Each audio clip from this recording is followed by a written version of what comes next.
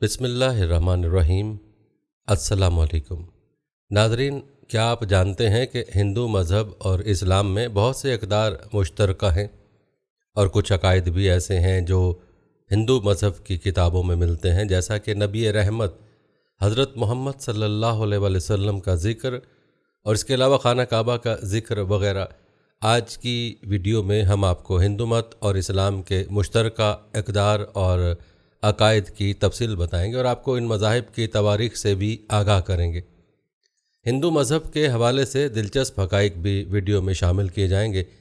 یہ ویڈیو آپ کے علم میں خاطر خواہ اضافہ کرنے والی ہے، لہٰذا ویڈیو کو آپ نے اسکپ نہیں کرنا اور آخر تک لازمی دیکھنا ہے۔ ناظرین، اس سے پہلے کہ ہم آپ کو ہندو مت اور اسلام میں پائے جانے والے مشترکہ اقدار اور عقائد کے بارے میں بتائیں اور دونوں مذاہب کا تقابلی جائزہ پیش کریں، ضروری ہے کہ دونوں مذہب کی مختصر تاریخ سے آپ کو آگاہ کیا جائے۔ ہم آپ کو اسلام کی تاریخ بھی بتائیں گے، لیکن پہلے ہندو مذہب کی مختصر تاریخ ملاحظہ فرمائیں۔ ناظرین، یاد رہے کہ ہندو مت کسی ایک مذہب کا نام نہیں ہے، بلکہ یہ مختلف و متضاد عقائد و رسوم، رجحانات، تصورات اور توہمات کے مجموعے کا نام ہے۔ یہ کسی ایک شخص کا قائم کردہ یا لایا ہوا نہیں ہے، بلکہ مختلف جماعتوں کے مختلف نظریات کا ایک ایسا مرکب ہے جو صدیوں میں جا کر تیار ہوا، اور اس کی وسعت کا یہ عالم ہے کہ الحاد سے لے کر عقیدہ وحدت الوجود تک بلا قباحت اس میں ضم کر لیے گئے۔ دہریت، بت پرستی، شجر پرستی، حیوان پرستی اور خدا پرستی سب اس میں شامل ہیں۔ مندر میں جانے والا بھی ہندو ہے، اور وہ بھی ہندو ہے جس کے جانے سے مندر ناپاک ہو جاتا ہے۔ وید کا سننے والا بھی ہندو ہے، اور وہ بھی ہندو ہے جس کے متعلق حکم ہے کہ اگر وید سن لے تو اس کے کانوں میں پگھلا ہوا سیسا ڈالا جائے۔ غرض کہ ہندو مت ایک مذہب نہیں ہے، بلکہ ایک نظام ہے جس کے اندر عقائد، رسوم اور تصورات کی بہتات ہے۔ اس ویدی مذہب کی ترقی یافتہ، توسیع یافتہ اور تبدیل شدہ شکل بھی کہا جا سکتا ہے، کیونکہ وہ مقام جہاں سے پھیلا ہے وہ بہرحال ویدی مذہب ہی ہے۔ تاریخی روایت بتاتے کہ برصغیر آنے کے بعد آریہ چند صدیوں میں اپنی زبان بھول گئے اور ساتھ ہی ساتھ اپنی خصوصیات کھوتے چلے گئے۔ انہوں نے یہاں کے مختلف قوموں کے تمدنی اثرات، عقائد اور رسوم کو قبول کر لیا اور ان دیوتاؤں کو بھی اپنے دیوتاؤں میں شامل کر لیا جن کی عبادت غیر آریہ کیا کرتے تھے، مگر وہ اپنی انفرادیت اور نسلی برتری کو کھونے کے لیے تیار نہ تھے۔ چنانچہ انہوں نے ایک طرف اس جماعت اور مذہب سے ٹکر لینے کی ٹھانی جس نے ان کی عظمت سے انکار کر دیا، اور دوسری طرف ذاتوں کی بندش کو سخت کر کے ایسے عقائد و رسوم کا جال پھیلا دیا کہ لوگوں کے لیے اس سے نکلنا ممکن نہیں تھا۔ انہوں نے ویدی عہد کی مذہبی کتابوں اور دیوتاؤں کو احترام کے دائرے میں محدود کر دیا، اور نئی کتابوں کی تصنیف اور نئے دیوتاؤں کی شمولیت سے مذہبی نظام قائم کیا، اور اس پر نئی کتابوں میں اس نظام کی بنیاد رکھی گئی۔ دھرم شاستر اور پران کو سب سے زیادہ اہمیت حاصل ہوئی۔ خرافات، ذمیات، عقائد اور رسوم کے لیے پران نے ان کو مواد فراہم کیا، اور عملی زندگی کے مطالبات کو دھرم شاستر نے پورا کیا۔ برہما، شیو اور وشنو کو تسلیم کر لیا گیا، اور الوہیت کے ان تینوں شکلوں کو تری مورتی کے نام سے موسوم کیا گیا ہے۔ برہما کو پہلے افضل مانا گیا، اور سرسوتی کو، جس کی سواری مور ہے، اس کی بیوی بتایا گیا، نیز اسے علم اور دانائی کی دیوی بتایا گیا۔ پھر برہما کی عظمت کم کر کے اس کی پرستش روک دی گئی، اور وشنو اور شیو کو اس پر فوقیت دے کر اس کی کمتری کا اعلان کر دیا گیا۔ ناظرین، آپ کو بتاتے چلے کہ مورخین نے بالعموم آریائی دور کو 3 حصوں میں تقسیم کیا ہے: سابقہ ویدی دور، آخری ویدی دور یا رزمیہ دور۔ ہندو دور یعنی پران و سمرتی ہے۔ آریائی دور اس عہد سے تعلق رکھتے جب وہ ہندوستان پر حملہ آور ہوئے تھے اور یہاں کے باشندوں سے برسر پیکار تھے۔ جہاں تک بات ہے آریوں کی مذہبی کتابوں کی، تو آپ کو بتاتے چلے کہ آریوں کی مذہبی کتابوں کی تعداد 4 ہے، جو 4 ویدوں کے نام سے مشہور ہے: رگ وید، سام وید، یجر وید، اتھروا وید۔ ناظرین، آپ کو بتاتے چلے کہ وید کا لفظ ود سے نکلا، جس کے معنی جاننے اور علم ہے، اس لیے وید کا اطلاق عام علوم یا مخزن علوم کے ہیں، جسے سنہیتا کہتے ہیں۔ یہ مخزن علوم شروع میں 3 مجموعوں پر مشتمل تھا: رگ وید سنہیتا، سام وید سنہیتا اور یجر وید سنہیتا۔ بعد میں اس میں اتھروا وید سنہیتا کا اضافہ ہو گیا، جو مضمون کے لحاظ سے ایک ہی ہے۔ یہ سنہیتا منتروں یا بھجنوں کا مجموعہ ہے، اس لیے یہ منتر بھی کہلاتی ہے۔ راسخ العقیدہ ہندوؤں کا عقیدہ ہے کہ تمام وید الہامی ہیں اور پریمیشور کے خاص بندوں کے ذریعے ہم تک پہنچائے گئے، اور برہما نے انہیں خود اپنے ہاتھ سے لکھا ہے۔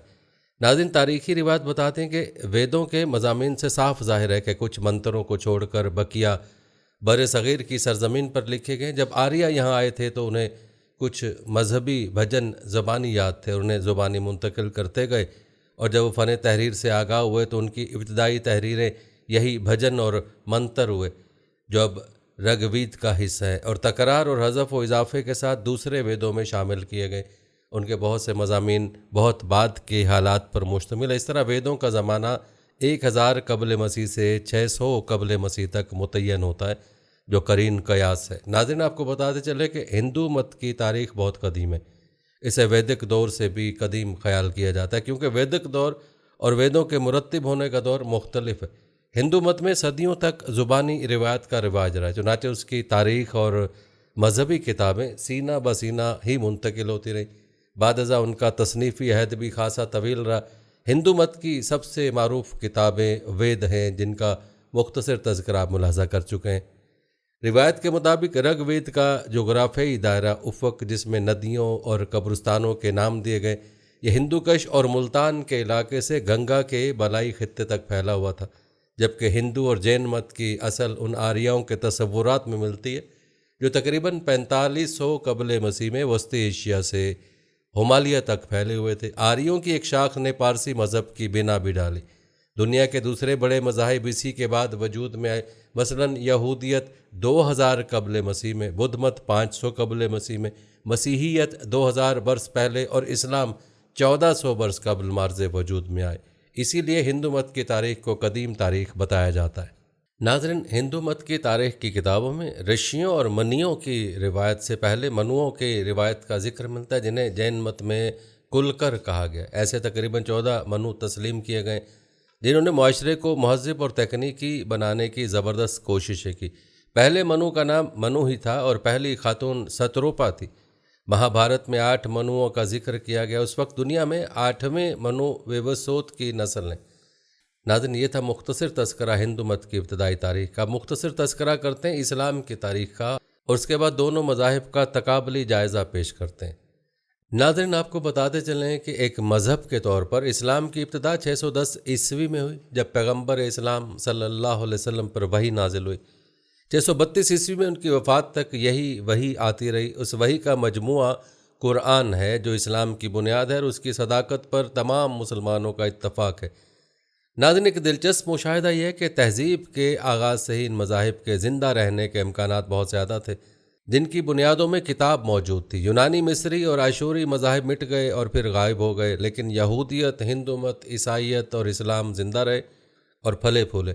آپ کو بتاتے چلیں کہ اسلامی دور کے پہلے 150 سال ایک ہنگامہ خیز دور تھا۔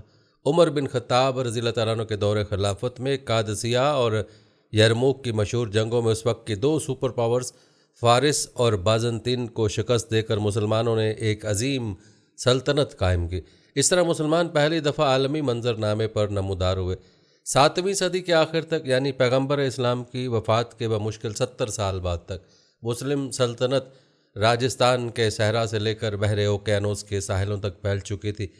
یاد رہے کہ اسلام کا ابتدائی دور خلافت راشدہ کا دور کہلاتا ہے، اور اس کے بعد کی اسلامی تاریخ بھی ایک طویل تاریخ ہے۔ جہاں تک بات ہے ہندوستان یا بر صغیر میں اسلام کی تاریخ کی، تو روایت کے مطابق بر صغیر میں سب سے پہلے اسلام نے 711 عیسوی میں محمد بن قاسم کے سندھ فتح کرنے کے بعد اپنا قدم جمایا۔ یہ خود مختار ریاست، جو پہلے امویوں اور بعد میں عباسیوں کی خلافت کے ساتھ منسلک تھی، موجودہ پاکستان کے جنوبی اور وسطی علاقوں پر محیط تھی۔ بہت سارے نئے شہر آباد ہوئے اور عربی کو سرکاری زبان کے طور پر متعارف کرایا گیا۔ محمود غزنوی کے حملے کے وقت تک ملتان اور کچھ دوسرے علاقوں میں ایک کمزور مسلم حکومت موجود تھی۔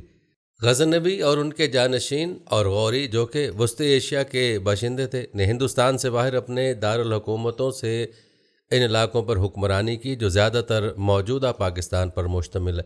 یہ 13ویں صدی کے اوائل کی بات ہے کہ ہندوستان میں مسلم حکمران کی وسیع بنیادیں رکھی گئیں اور دہلی کو پایا تخت بنایا گیا۔ 1206 سے لے کر 1526 تک اس سلطنت پر 5 مختلف خاندانوں کا اقتدار رہا۔ اس کے بعد سلطنت مغلیہ کے عروج کا دور، مغلوں کی حکمرانی برائے نام حد تک 1857 تک جاری رہی۔ غزنویوں کے زمانے میں فارسی کو عربی کی جگہ سرکاری زبان قرار دے دیا گیا۔ مسلمانوں کے تیار کردہ معاشی، سیاسی اور مذہبی اداروں نے ہندوستان پر گہرے اثرات قائم کیے۔ ریاست کا قانون شریعت پر مبنی تھا اور اصولی طور پر حکمران اس کے نفاذ کے پابند تھے۔ ان قوانین میں کسی بھی قسم کی نرمی کی صورت میں عوامی مطالبات کے پیش نظر ان کو مزید مضبوط کیا جاتا۔ اسلام نے بر صغیر پاک و ہند پر گہرے اور دور رس اثرات چھوڑے۔ اسلام نے نہ صرف ایک نیا مذہب بلکہ ایک نئی تہذیب، زندگی گزارنے کا ایک نیا طریقہ اور نئی اقدار متعارف کرائیں۔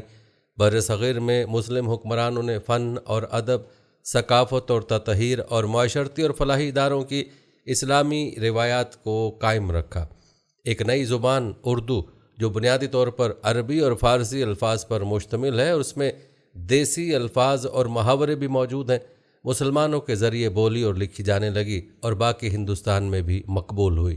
ناظرین، آپ نے ہندو مت اور اسلام کے مختصر تاریخ ملاحظہ کی۔ چلیے اب آپ کو دونوں مذاہب میں پائے جانے والی مشترکہ اقدار اور عقائد کے بارے میں بتاتے ہیں۔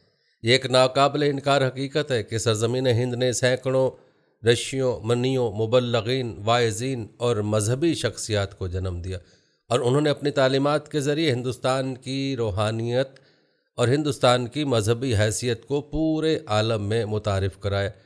اور یہ بھی سچ ہے کہ ہر مذہب کا طریقہ اور اس کے رسم و رواج، مذہبی اقدار اور تعلیمات ایک دوسرے سے جدا ہیں۔ اس وجہ سے جو جس مذہب سے وابستہ ہوتا ہے وہ اپنے عقائد و نظریات اور اپنے مذہب و دین کے مطابق زندگی گزارنے میں فخر محسوس کرتا ہے۔ کوئی فرد دوسرے دین کی رسوم یا اس کے افکار و خیالات کو اپنی نجات کا ذریعہ نہیں مانتا ہے۔ ناظرین، ہم بات کر رہے تھے ہندو مت اور اسلام کی۔ آئیے آپ کو ان دونوں مذاہب کے مشترکہ اقدار کے حوالے سے تفصیلات بتاتے ہیں۔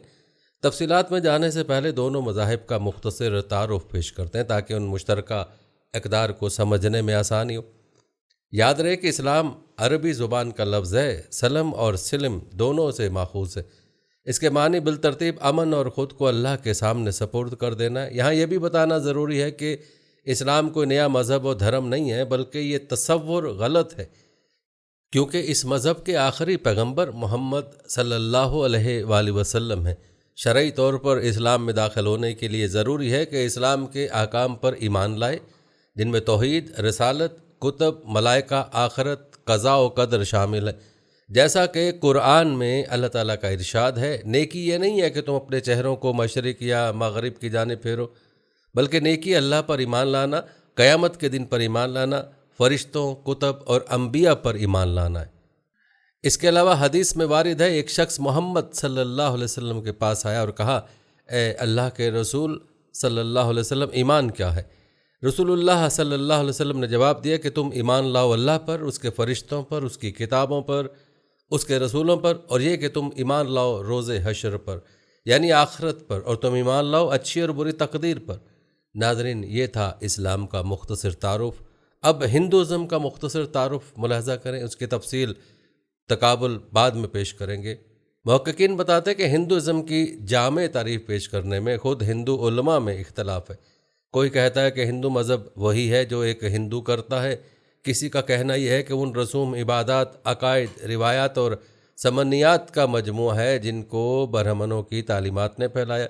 حتیٰ کہ ایک مشترک اسکالر نے یہ بھی کہا ہے کہ آپ یہ سمجھ لیں کہ ہندوازم کا بانی ایک بہت بڑا گروہ ہے جس کی شخصیات تاریکی میں چھپی ہیں۔ ان تمام چیزوں کے بارے میں باوجود ہندوازم کے متعلق یہ کہنا قرین قیاس معلوم ہوتا ہے کہ وادی سندھ کی 2 تہذیبیں موہنجو دڑو اور ہڑپا کی کھدائی میں جو آثار و شواہد دستیاب ہوئے، ان کی روشنی میں بلا شبہ جس قوم قبل از آریہ قوم کے وجود کا سراغ ملتا ہے وہ دراوڑی قوم ہے، جس نے بعض سیاسی، معاشرتی اور تمدنی احوال و قوائف کا اسیر بنتے ہوئے اپنے وطن کو خیر آباد کا اور شمال کے خطہ سندھ میں بدوباش اختیار کی، نیز اپنی جان فشانیوں، قربانی اور زندہ قوم کی دیگر خصوصیات سے مزین ہو کر ہندوستان کے دیگر اطراف کو اپنا مسکن بنایا۔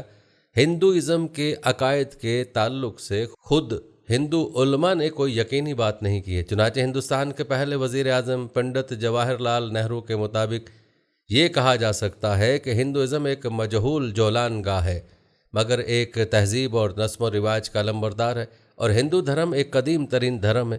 ناظرین، آپ نے دونوں مذاہب کا مختصر تعارف ملاحظہ کیا، آئیے اب ان دونوں مذاہب کے مشترکہ باتوں اور تعلیمات و اقدار کے بارے میں آپ کو بتاتے ہیں۔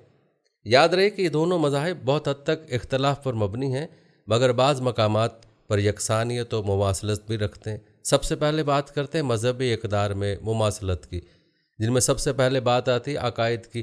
ناظرین، یاد رہے کہ مذہبی معاملات میں سب سے مقدم شے عقائد ہیں۔ عقائد میں توحید یعنی اللہ رب العزت کو ایک جاننا اور دل سے تسلیم کرنا۔ اسلام میں سب سے زیادہ واضح، جامع اور بہتر انداز میں توحید کی تعریف قرآن کی سورہ اخلاص میں پیش کی گئی ہے۔ آپ کہہ دیجئے کہ وہ اللہ اکیلا ہے، اللہ بے نیاز ہے، نہ اس سے کوئی پیدا ہوا، نہ وہ کسی سے پیدا ہوا، اور نہ اس کا کوئی ہمسر۔ بات کی جائے ہندو مت کی تو ہندوازم کے معتبر ترین کتاب بھگوت گیتا میں توحید باری تعالیٰ کا تصور اس طرح پیش کیا گیا ہے، اس جیسا کوئی نہیں۔ اس کے علاوہ اور دیگر ہندو مقدس کتاب و صحائف میں خدا کی وحدانیت کا تذکرہ موجود ہے۔ ناظرین، عقیدہ توحید کی طرح عقیدہ رسالت کے سلسلے میں بھی دونوں مذاہب اسلام اور ہندوازم میں ممکنہ حد تک یکسانیت کی تعلیمات ملتی ہیں۔ چنانچہ قرآن میں مذکور ہے، ہر امت کے لیے ایک رسول ہے، جب ان کا رسول آ چکتا ہے ان کا فیصلہ انصاف کے ساتھ کیا جاتا ہے اور ان پر ظلم نہیں کیا جاتا۔ اس کے علاوہ ایک دوسری جگہ ارشاد فرمایا، اور کوئی امت ایسی نہیں ہوئی جس میں کوئی ڈرانے والا نہ گزرا ہو۔ ان کے علاوہ اور بھی متعدد مقامات پر اسلام میں تصور رسالت کو واضح انداز میں پیش کیا گیا۔ نیز یہ بھی بتایا گیا کہ اسلام میں داخل ہونے کے لیے توحید کے ساتھ ساتھ رسول کی رسالت پر ایمان و یقین رکھنا جزو لا ينفق ہے۔ محققین کے نزدیک اسلام کے اسی اساسی عقیدے سے ملتا جلتا نظریہ ہندوازم میں بھی موجود ہے۔ ہندوازم کی تعلیمات کے مطابق اوتار کا عقیدہ پایا جاتا ہے، جو رسالت کے معنی میں استعمال کیا جاتا ہے۔ البتہ ہندوازم کے مقدس ترین کتب میں اوتار کا تذکرہ نہیں پایا جاتا، رسول کا تذکرہ پایا جاتا ہے، جیسا کہ ان کی کتاب میں منقول ہے، اے بارنا، جب جب نیکی کا زوال ہوگا اور بدی عام ہوگی، میں اپنے آپ کو ظاہر کروں گا، بھائی کے تحفظ کے لیے، شیطانوں کی تباہی کے لیے اور نیکی قائم کرنے کے لیے میں ہر زمانے میں پیدا ہوتا رہوں گا۔ یہ اس بات کا واضح ثبوت ہے کہ ہندوازم میں بھی رسالت کا تصور موجود ہے، مگر عام ہندوؤں کا یہ عقیدہ ہے کہ خدا دین و مذہب کی حفاظت کرنے، قوانین وغیرہ کے نفاذ کے لیے خود زمین پر کسی جسمانی شکل میں نازل ہوتا ہے۔ ناظرین، جہاں تک بات ہے آخرت کے حوالے سے، تو اسلامی عقیدے کے مطابق ہر شخص کو موت کے بعد زندہ ہو کر اللہ تعالیٰ کی بارگاہ میں اپنے اعمال کا حساب دینا ہے، جس کے نتیجے میں وہ جہنم یا جنت سے ہمکنار ہوگا۔ اسی زندگی کا نام اخروی زندگی، اور زندگی پر ایمان لانے کا نام ایمان بالآخرت ہے۔ جیسا کہ قرآن کریم میں اللہ رب العزت نے ارشاد فرمایا، ان سے کہو اللہ ہی تمہیں زندگی بخشتا ہے، پھر وہی تمہیں موت دیتا ہے، پھر وہی تم کو اس قیامت کے دن جمع کرے گا جس کے آنے میں کوئی شک نہیں، مگر اکثر لوگ جانتے نہیں ہیں۔ یاد رہے کہ اسلام کا آخرت کے حوالے سے عقیدہ بالکل واضح ہے۔ اس کے برعکس ہندو دھرم کا مشہور عقیدہ تناسخ اور پنرجنم ہے، جو عقیدہ آخرت کے بالکل مخالف ہے، لیکن رگ وید میں بعض ایسے نصوص موجود ہیں جو قدیم ویدک ادب میں عقیدہ آخرت پر قدیم ہندوؤں کے اعتقاد پر دلالت کرتے ہیں۔ جیسا کہ رگ وید میں ہے، سورج کے حصول کی صحیح کرو تاکہ آگ کی قدر و قیمت پہچان سکو۔ یقیناً ہمارے رسول بھرت بکو رشو دونوں زندگی پر یقین رکھتے تھے۔ ناظرین، اگر بات کی جائے عبادت میں مماثلت کی، تو عبادت کے متعلق بھی اسلام میں بیشتر مقامات پر احکام نازل ہوئے۔ اسلام میں دو طرح کی عبادتیں پائی جاتی ہیں، جسمانی عبادت، مالی عبادت، اور آپ کو بتاتے چلے کہ عربی لغت میں عبادت کا مادہ عین بے دال ہے، جو نہایت خضوع کے ساتھ عبادت کو کہتے ہیں، اور التعبد بندگی، جبکہ عبادت اطاعت کو کہتے ہیں۔ یوں اسلام میں ہر اس عمل کو عبادت کا درجہ دیا جاتا ہے جو صرف اللہ تعالیٰ کی رضا کے لیے کیا جائے، اس کے ساتھ کسی کو بھی اس درجے میں شریک نہ کیا جائے۔ اسلام میں عبادت کا بنیادی مقصد رضائے رب ہے۔ اگر عبادت کے ذریعے سے خدا راضی نہ ہو تو وہ عبادت بے معنی ہو کر رہ جاتی ہے، جبکہ ہندوازم کے ماخذ میں غور کرنے سے پتہ چلتا ہے کہ ہندوازم میں عبادت کا مترادف لفظ اپاسنا استعمال ہوتا ہے۔ آپ کو بتاتے چلیں کہ ہندو مذہب میں اپاسنا ہر اس قول و فعل کا نام ہے جس سے برہما یا بھگوان کی قربت حاصل کی جا سکتی ہے۔ اس کے اندر وسیع معنی پائے جاتے ہیں۔ اس کے علاوہ ویدوں میں عبادت کا تصور اس طرح بیان کیا گیا: اے پریمیشور، تو علیم کل صفات سے موصوف منور پرجلال ہے، مجھے بھی تیج یعنی علم و معرفت اور جاہ و جلال عطا کر۔ اے پریمیشور، تو ہی غیر متناہی قوت والا ہے، اپنی عبادت سے مجھے بھی جسم و دماغ کی قوتیں، دلیری، چستی اور ہمت و استقلال عطا کر۔ اس طرح دوسری جگہ بیان کیا گیا ہے: فطرت کے دیوتا، جب میں گناہ کا مرتکب ہوتا ہوں تو میں تیری پناہ تلاش کرتا ہوں، تمہارے قوانین نہ ہلنے والے پہاڑ کی مانند ہیں، تو نے اپنے قوانین کو چھپا کر نہیں رکھا، میں نے تمہارے انہی قوانین پر زندگی استوار کی۔ ناظرین، مختصر یہ کہ ویدک تعلیمات کے مطابق اپاسنا معبود کے سامنے عجز و انکساری کا اظہار اور مدد و نصرت کا ذریعہ، یہی مقصد اسلام میں عبادت کا ہے۔ معلوم ہوا کہ عبادت کا مفہوم تو دونوں مذاہب میں مواصلت رکھتا ہے، لیکن اسلام میں عبادت اللہ کی جاتی ہے اور ہندو مت میں عبادت بتوں کی جاتی ہے۔ ناظرین، بات کرتے ہیں سماجی تعلیمات میں مماثلت کی۔ سماج ہر انسان کی ضرورت ہے، بغیر اس کے انسانی زندگی کا تصور محال ہے۔ انسان سماج میں رہتے ہوئے اچھے یا برے کام کرتا ہے۔ ہر مذہب میں سماج کے کچھ اصول اور ضوابط ہوا کرتے ہیں، جیسا کہ سماج صالح، صحت مند ہونا چاہیے، ذات پات، رنگ و نسل کا کوئی فرق نہیں ہونا چاہیے، وغیرہ وغیرہ۔ اسی طرح اسلام اور ہندوازم نے بھی پاکیزہ معاشرے کے لیے کچھ اصول و ضوابط متعین کی ہیں۔ چند مثالیں یہاں پیش کی جاتی ہیں۔ مثال کے طور پر شراب کی ممانعت کے سلسلے میں اسلام اور ہندوازم دونوں میں یکساں طور پر ممانعت کے شواہد موجود ہیں۔ ہندوازم کی مقدس کتاب منو سمرتی میں مذکور ہے: کسی دینی پیشوا کو مارنے والا، شراب پینے والا، چوری کرنے والا اور اپنے پیر و مرشد کی بیوی سے ہم بستری کرنے والا، یہ سب کے سب اور ان میں سے ہر ایک کو پاپ کا مرتکب خیال کیا جانا چاہیے۔ اس کے علاوہ ہندوازم کی دیگر کتب میں بھی شراب اور جوئے کی ممانعت کے سلسلے میں کثیر شواہد موجود ہیں، اور بات کی جائے اسلام کی تو اسلام میں بھی شراب حرام ہے۔ ناظرین، یاد رہے کہ سماج میں توازن اور انصاف برقرار رکھنے کے لیے وراثت کا قانون بھی اہم کردار ادا کرتا ہے۔ محققین کے مطابق اس کا تصور بھی اسلام اور ہندوازم میں یکساں موجود ہے۔ ناظرین، اگر ہم ہندوازم کے مواخذ کا مطالعہ کریں تو سینکڑوں مسائل ایسے ہیں جو اسلام کی تعلیمات سے ہم آہنگ ہیں، لیکن یاد رہے کہ اس ہم آہنگی کے باوجود دونوں مذاہب میں ایسے اقدار موجود ہیں جن کی وجہ سے ان مذاہب کا آپس میں دور کا تعلق ہونا بھی محال ہے۔ یہ مذاہب اسی طرح سے ایک دوسرے کے متضاد ہیں جس طرح سے اسلام اور کفر۔ ان مذاہب کے تقابلی جائزے کا یہ مطلب ہرگز نہیں کہ یہ مذاہب ایک دوسرے کے قریب ہیں۔ البتہ ہندو اور مسلمانوں کے سماج میں مماثلت اس وجہ سے بھی پیدا ہوئی کہ برصغیر میں دونوں مذاہب کے لوگ ایک عرصے تک ایک ساتھ رہے، جس کی وجہ سے ایک مذہب کے اقدار اور رسومات دوسرے مذہب کے لوگوں میں بھی پیدا ہوئے۔ ناظرین، جہاں تک بات عقائد کی ہے تو اسلام تو ایک باقاعدہ مذہب ہے جس کا آغاز حضرت آدم علیہ السلام سے ہوا۔ تمام انبیاء نے کلمہ طیبہ لا الہ الا اللہ کی دعوت دی۔ اسی کلمے کے ساتھ ہمارے پیارے آقا صلی اللہ علیہ وسلم مبعوث ہوئے، جن پر اللہ تعالیٰ نے انبیاء کے سلسلے کو ختم فرمایا۔ البتہ یہ بات یاد رکھنے کی ہے کہ اسلام کی موجودہ شریعت یعنی شریعت محمدی صلی اللہ علیہ وسلم کا آغاز نبی کریم صلی اللہ علیہ وسلم کی نبوت کے ساتھ ہوا۔ ہم اسلام اور ہندو مت میں پائے جانے والی مفاصلتوں کی بات کر رہے تھے۔ آئیے آپ کو ہندو مت میں تخلیق کائنات کے تصور کے بارے میں بتاتے ہیں۔ ناظرین، کائنات کی تخلیق کے متعلق ہندو دھرم میں متضاد آراء پائی جاتی ہیں، حتیٰ کہ تمام ہندو مت کے بنیادی ماخذ و مصادر کا الگ الگ نظریہ ہے۔ البتہ رگوید باب 10 اور شلوک 129 میں یوں لکھا ہے: اس وقت عدم تھا اور نہ وجود، نہ عالم خلا کے بانی اور نہ آسمان تھا، کیا چیز ان کا احاطہ کرتی اور وہ سب کچھ کہاں قائم ہوتا؟ اس وقت پانی بھی نہیں تھا، اس وقت نہ موت تھی، نہ ابدی حیات اور نہ دن رات کا کوئی فرق تھا۔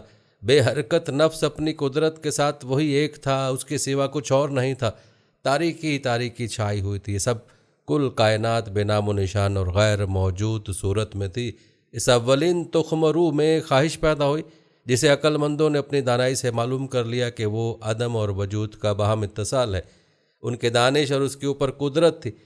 کون فی الحقیقت جانتا ہے اور کون اسے یہاں بیان کر سکتا ہے کہ کہاں سے یہ دنیا پیدا ہو گئی اور کہاں سے یہ خلقت وجود میں آئی؟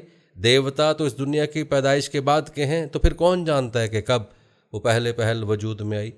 وہ جو اس خلقت کا اولین سبب ہے، اس نے یہ سب بنایا بھی ہے یا نہیں؟ وہ کہ جس کی آنکھ عرش اعلیٰ سے دنیا پر حکومت کرتی ہے، وہ فی الحقیقت اس کو جانتا ہے یا وہ بھی نہیں جانتا؟ ناظرین، اس نظریے سے ایک بات تو یہ ثابت ہو گئی کہ ہندو دھرم میں کائنات کی تخلیق کے متعلق کوئی ٹھوس یا مستحکم نظریہ نہیں ہے، بلکہ یہ متضاد خیالات کا مرکہ ہے۔ ریگ وید کی اسی باب کے شلوک 90 میں یہ بھی لکھا ہے کہ جب دیوتاؤں نے پہلے انسان کو اپنی شکار کی حیثیت سے قربانی کی، موسم بہار کو پگھلا کر مکھن کر دیا گیا، گرمی کو ایندھن اور خزاں کو اس کا چڑھاوا بنایا گیا، اس کو قبول کرنے والے سے منجمد مکھن یکجا ہو گیا، اسی سے اس نے مرغان و درندوں اور چرندوں کو بنایا۔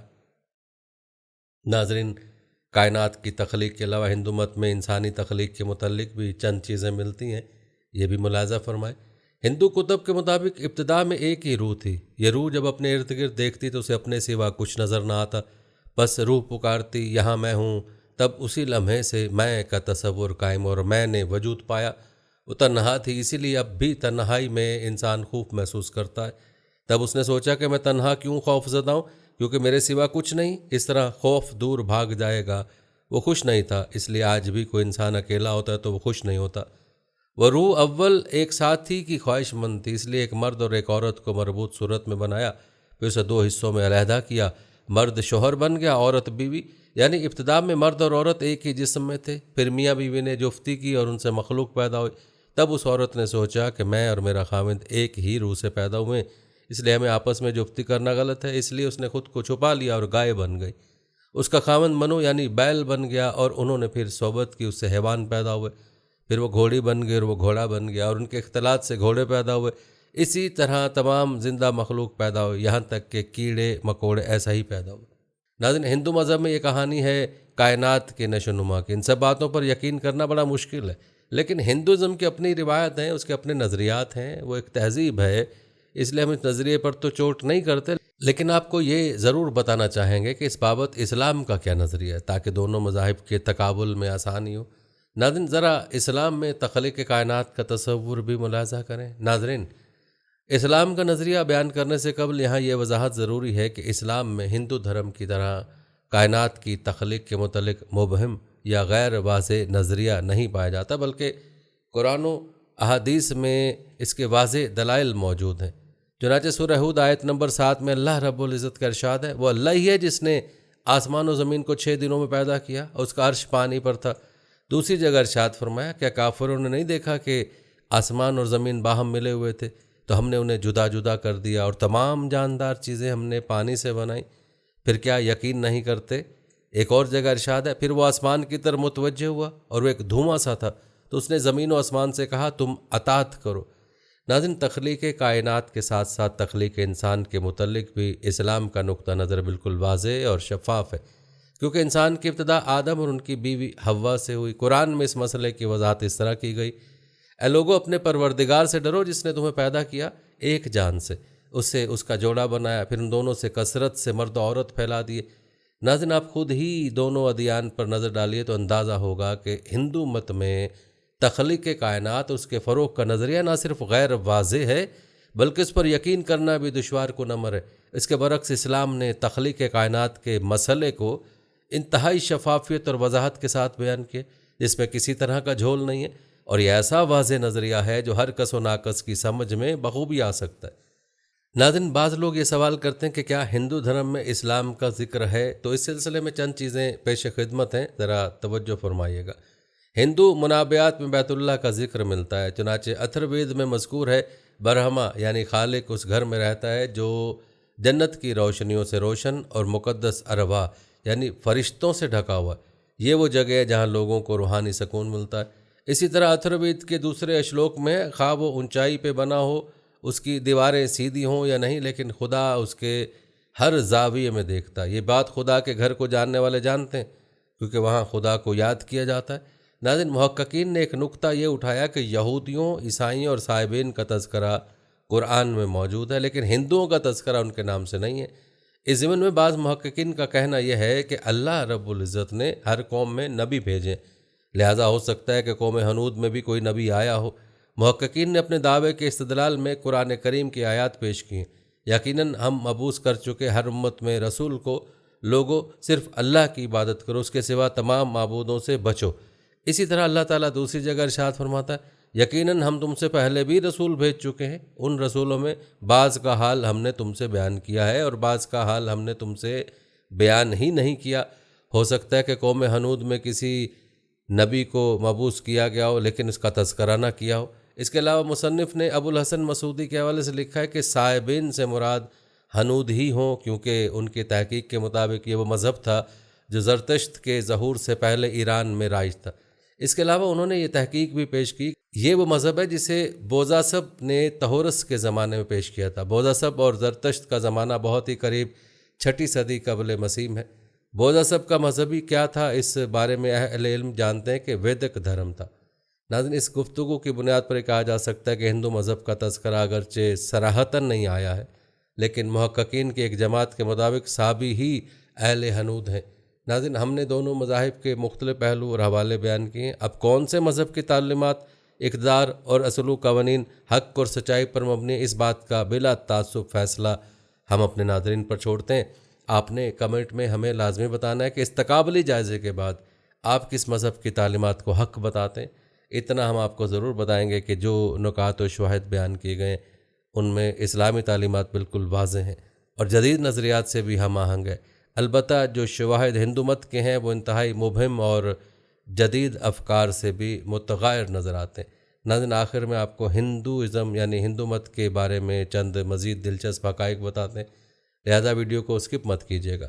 ہندو مت قدیم ترین معروف مذاہب میں سے ایک ہے۔ یہ سب سے زیادہ متنوع اور پیچیدہ مذاہب میں سے ایک ہے، جس کے لاکھوں دیوی دیوتا ہیں۔ ہندو بنیادی عقائد کے مختلف اقسام رکھتے ہیں اور ان میں مختلف فرقے پائے جاتے ہیں۔ اگرچہ یہ دنیا کا تیسرا بڑا مذہب ہے، لیکن ہندوؤں کی اکثریت بنیادی طور پر بھارت اور نیپال میں ہے۔ ہندو مت کی بنیادی کتابیں وید، جسے سب سے زیادہ اہم سمجھا جاتا ہے، اوپانشادس، مہابھارت اور رامائن ہیں۔ ان تحریرات میں حمد، ورد و منتر، فلسفہ، رسومات، نظمیں اور کہانیاں پائی جاتی ہیں جن پر ہندو اپنے عقائد کی بنیاد رکھتے ہیں۔ ہندو مت میں استعمال ہونے والی دیگر تحریروں میں برہمن سوترا اور ایرانیاکس شامل ہیں۔ ناظرین، اگرچہ ہندو مت کو اکثر کثیر خداؤں یعنی 33 کروڑ خداؤں کے ماننے والے سمجھا جاتا ہے، لیکن وہ ایک بڑے خدا برہما کو بھی مانتے ہیں۔ برہما کو ایک ایسی ہستی مانا جاتا ہے جو پوری کائنات کی حقیقت اور وجود کے ہر حصے میں رہتی ہے۔ برہما لا شخصی اور ناقابل ادراک ہے اور اکثر اسے 3 الگ اشکال یعنی برہما خالق، وشنو محافظ اور شیو تباہ کرنے والے کے طور پر مانا جاتا ہے۔ برہما کے ان پہلوؤں کو بہت سے دوسرے اوتاروں کے ذریعے سے بھی جانا جاتا ہے۔ ہندو مت کے علم الحیات کے خلاصہ کرنا مشکل ہے، کیونکہ متعدد ہندو فرقوں میں تقریباً ہر طرح کے الحیاتی نظام کے عناصر پائے جاتے ہیں۔ ہندو مت کے چند پہلوؤں کے بارے میں آپ کو بتاتے ہیں۔ مونسٹک، جن کا ماننا ہے کہ صرف ایک خدا ہے، یہ سنکارا فرقے کا عقیدہ ہے۔ نمبر 2، پینتھسٹک، جن کا ماننا ہے کہ صرف واحد خدا ہے لیکن وہ خدا دنیا کی ہر شے میں ظاہر ہے، یہ برہمنوں کا دھرم اور ان کی تعلیمات ہے۔ نمبر 3، پینتھسٹک، ان کا ماننا ہے کہ دنیا خدا کا حصہ ہے، یہ راما نوجا فرقے کا عقیدہ ہے۔ تھیسٹک، جن کا ماننا ہے کہ واحد خدا ہے جو تخلیق سے الگ ہے، یہ بھکتی ہندو مت کا عقیدہ ہے۔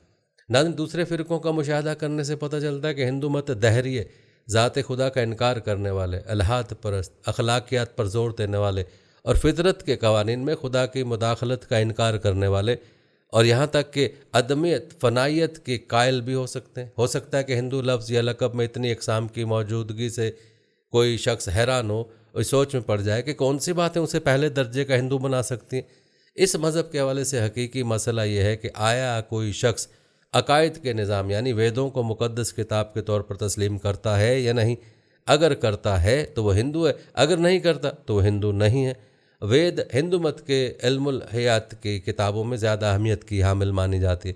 اس میں بہت سیر حاصل اور رنگ برنگی افسانوی داستانیں یعنی مذہبی داستانیں پائی جاتی ہیں جو کہ دانستہ طور پر افسانوی کرداروں اور بیانات علم الحیات اور تاریخ کو اس انداز سے بنتی ہیں کہ یوں محسوس ہوتا ہے جیسے اس کہانی کی جڑیں مذہب میں پیوست ہیں۔ ان الحیاتی افسانوی داستانوں کی جڑیں انڈیا کی تاریخ اور ثقافت میں اتنی گہری ہیں کہ ویدوں کی تردید کو ہندوستان کی مخالفت سمجھا جاتا ہے۔ اس لیے ایسے عقیدہ نظام کو ہندوؤں کی طرف سے رد کر دیا جاتا ہے جو کسی بھی حد تک بھارتی ثقافت کو قبول نہیں کرتا۔